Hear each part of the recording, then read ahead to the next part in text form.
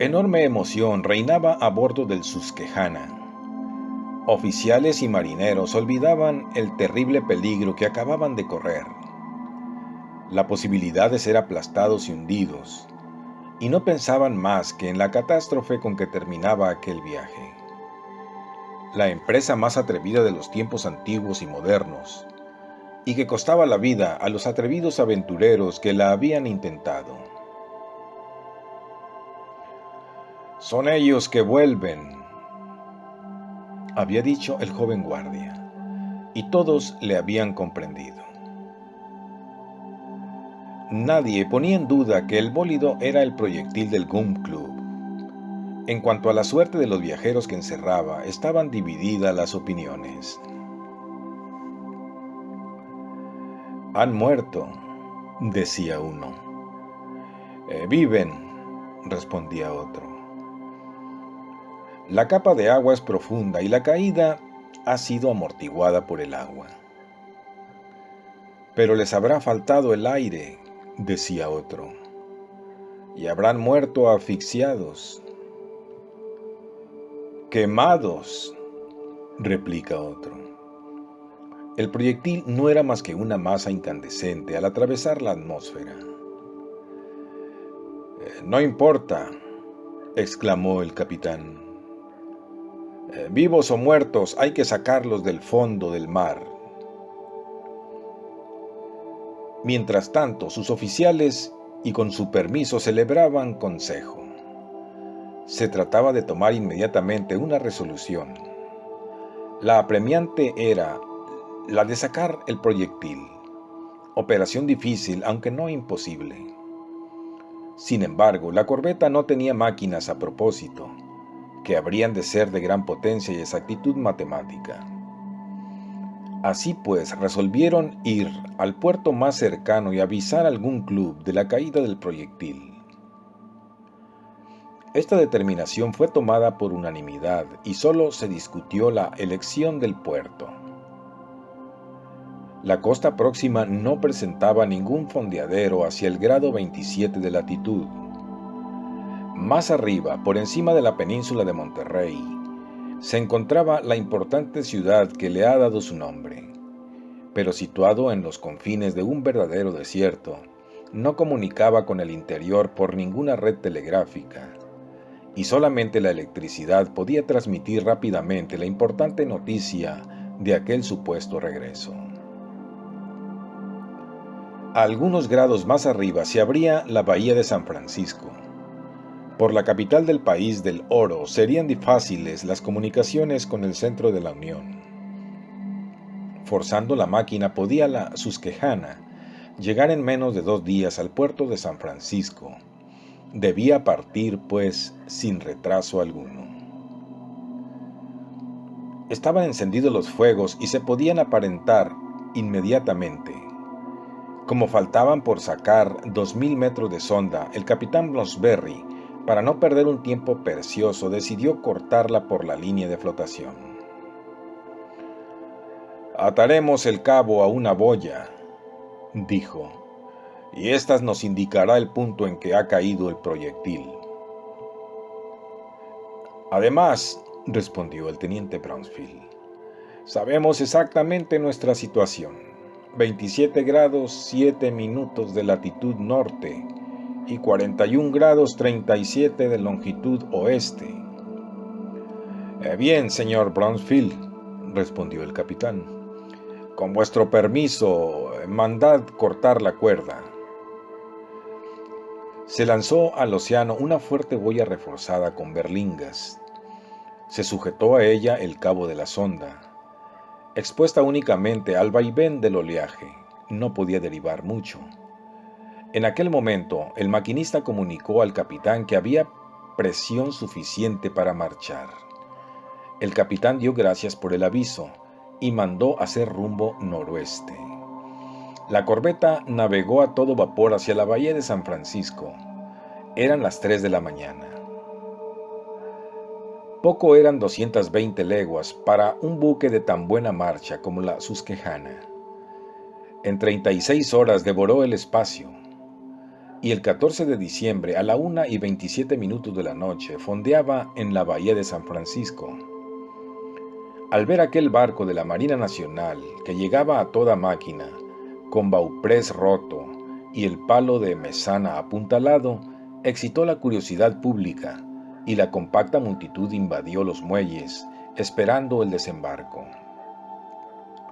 Así que hubieron fondeado, el capitán Bloomsbury y el teniente Bronsfield pasaron a un bote previsto de 8 remeros, que los llevó precipitadamente a tierra. Saltaron al muelle.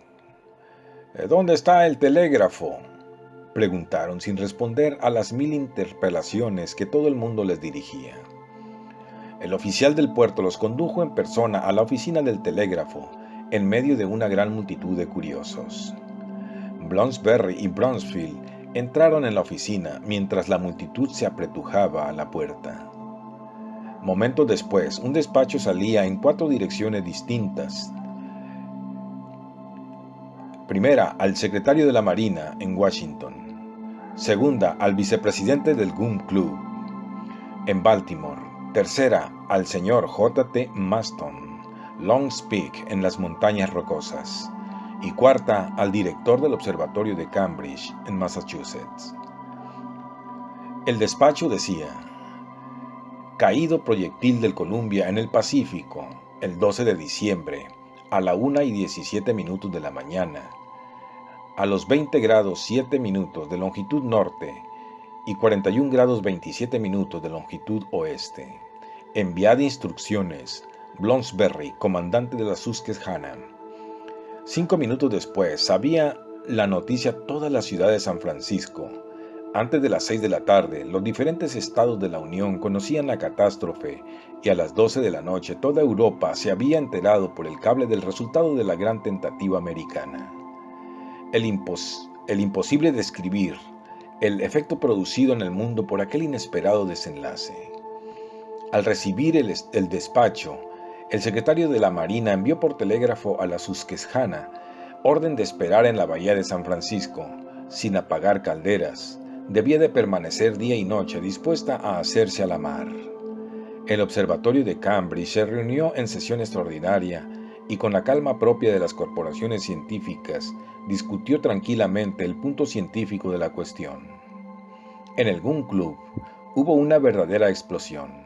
Se hallaban reunidos todos los artilleros y el respetable Wilcome, presidente de la sociedad, estaba leyendo aquel despacho precipitado en que J.T. Maston y Belfast participaban haber visto el proyectil por medio del gigantesco reflector de Long's Peak.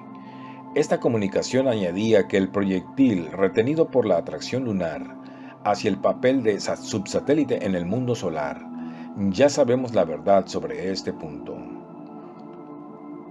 Al llegar al despacho de Bloomsbury, que contradecía terminantemente el telegrama de J.T. Maston, se formaron 2 partidos en el seno del Gun Club. Uno, el de los viajeros. Otro, el de los que, dando más crédito a las observaciones de Long's Peak, suponían que se equivocaba el comandante de la Susquehanna. En opinión de estos, el supuesto proyectil no era más que uno de tantos bólidos que cruzan la atmósfera y que, al caer en la tierra, había roto el botalón de la corbeta. No era fácil negar esta afirmación, ya que la velocidad del cuerpo caído había hecho imposible observarlo. El comandante de la Susquehanna y sus oficiales podían haberse equivocado con la mejor intención. Había, no obstante, un argumento a su favor, y era que si el proyectil había caído en la tierra, su encuentro con el esferoide terrestre no podía verificarse sino a los 27 grados de latitud norte, y teniendo en cuenta el tiempo de rotación de la Tierra, entre el 41 grados y 42 grados de longitud oeste.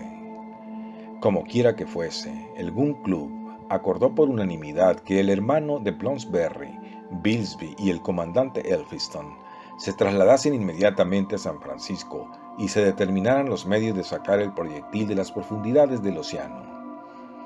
Tan excelentes hombres partieron al instante, y el ferrocarril, que debía muy pronto atravesar toda la América Central, los condujo a San Luis, donde los esperaban sillas de posta. Casi al mismo tiempo que el secretario de Marina, el vicepresidente del Gun Club y el subdirector del observatorio recibían el despacho de San Francisco, el respetable J. T. Maston sufría la emoción más violenta de toda su vida, emoción que se le había producido desde el estallido de su célebre cañón y que de nuevo estuvo a punto de costarle la existencia. Se recordará que el secretario del Gun Club había partido pocos instantes después del proyectil y casi tan deprisa como él, hacia su puesto de Long's Peaks, en las montañas rocosas. Le acompañaba el sabio Belfast, director del observatorio de Cambridge. Apenas llegaron al observatorio, ambos se instalaron en sus puntos y no se separaron un momento de la boca de su enorme telescopio. Sabemos también que el gigantesco instrumento se había formado con las mismas condiciones de los reflectores Front View por los ingleses. Esta disposición no hacía sufrir más que una reflexión a los objetos, y por consiguiente era más clara la visión. De ahí resulta que cuando observaban J. T. Maston y J. Belfast, se hallaban en la parte superior del instrumento y no en la inferior, y llegaban a ella por una escalera de caracol, obra maestra de ligereza, abriéndose debajo de ellos aquel pozo de metal, terminado en un espejo metálico, y que medía 280 pies de profundidad.